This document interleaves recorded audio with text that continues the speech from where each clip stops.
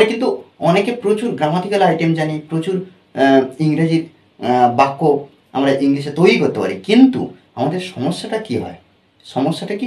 বলা প্র্যাকটিস আমরা বলি না, লজ্জা, নানা রকম সমস্যা, এই বিষয়গুলো আমাদেরকে জড়িয়ে ধরে। কিন্তু আমরা যদি অনবরত একটা বাংলা বাক্য থেকে ইংলিশে করার চেষ্টা করি এবং সেগুলো বারবার যদি বলা প্র্যাকটিস করি, তবে কিন্তু ইংলিশে ইমপ্রুভ অবশ্যই হবে। ওকে, দেখো এখানে বাক্যগুলো কি আছে।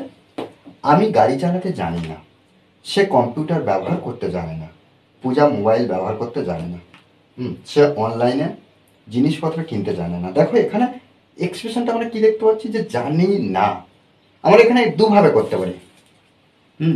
আমরা নট ব্যবহার করে, আবার নট না ব্যবহার করেও এখানে নেগেটিভ তৈরি করতে পারি। দেখো এখানে কিভাবে আমরা করব।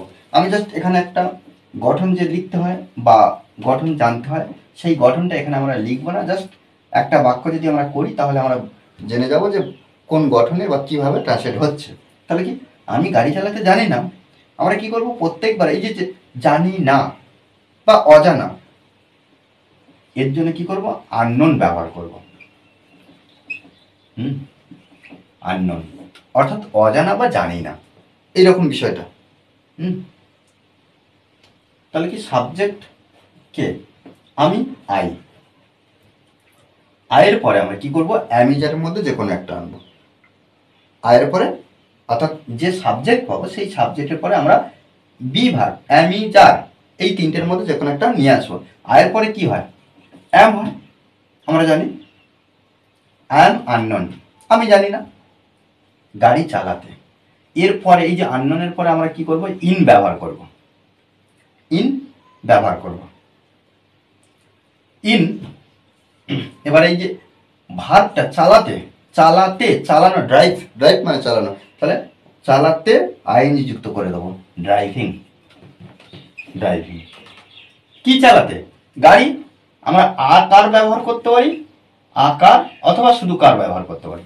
তাহলে আই এম আননোন, আমি জানি না বা আমার অজানা কি, ইন ড্রাইভিং আ কার, গাড়ি চালানো।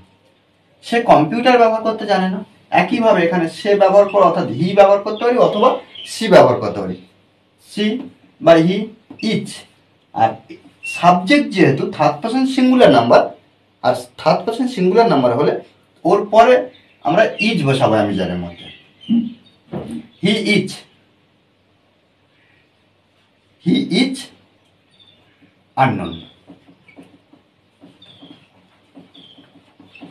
Is unknown.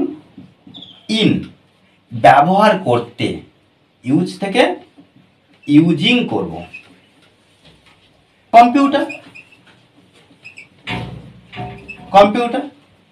Okay, Puja mobile ব্যবহার করতে জানে না। আচ্ছা, এই যে বাক্যটা পূজা মোবাইল ব্যবহার করতে পারে না বা জানে না, এই বিষয়টা কিন্তু একদম ভুল। কেন ভুল? কারণ আজকের দিনে, এখনকার পজিশনে এমন কেউ নেই যে মোবাইল ব্যবহার করতে পারে না। এখন 2 বছর থেকে 3 বছর বাচ্চারা তারা মোবাইল ব্যবহার করতে শিখে গেছে অলরেডি। এতটাই ফাস্ট। জাস্ট এখানে বাক্যটা আমরা ট্রান্সলেট করি। পূজা ইচ আননোন। আননোন, পূজা ইচ আননোন কি, ব্যবহার করতে, ইউজিং, ইন ইউজিং ব্যবহার করব। প্রত্যেকবারে আমরা যেমনভাবে করছি, ইন ইউজিং কি, মোবাইল। তাহলে Puja is unknown in using mobile.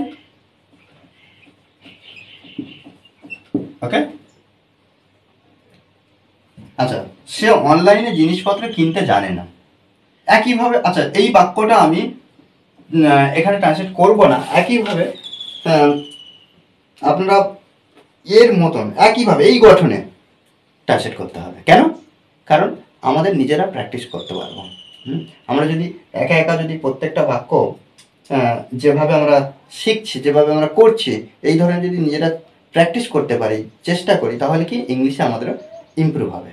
ওকে, আর এই ক্লাসটি যদি ভালো লাগে অবশ্যই লাইক কমেন্ট শেয়ার। আর যারা এখনও পর্যন্ত এই চ্যানেলটি সাবস্ক্রাইব করেননি তারা অবশ্যই চ্যানেলটি সাবস্ক্রাইব করে পাশে থাকবেন। Okay, thanks for watching this video.